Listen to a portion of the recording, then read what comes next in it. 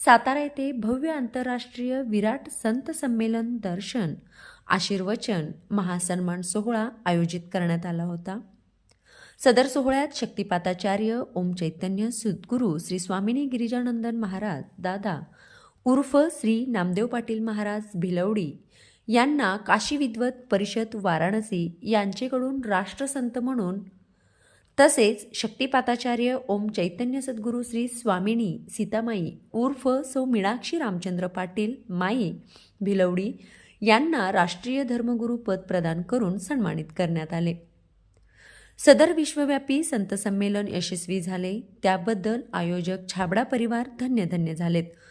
असंख्य तपस्वी साधू संत आध्यात्मिक गुरु आचार्यगण शंकराचार्य तसेच जगद्गुरू मूळ सिंहस्थ कुंभमेळा समिती अध्यक्ष महामंडलेश्वर राष्ट्रीय धर्मगुरू राष्ट्रीय धर्माचार्य राष्ट्रसंत यांची उपस्थिती उल्लेखनीय होती। आयोजक श्री घनश्याम छाबडा व श्री धनश्यामजी छाबडा मार्गदर्शक होते। विश्व हिंदू महापरिषद उपाध्यक्ष तथा काशी विद्वत परिषद प्रभारी विश्वगुरू सन्मानित नामदेव महाराज हरड हे होते।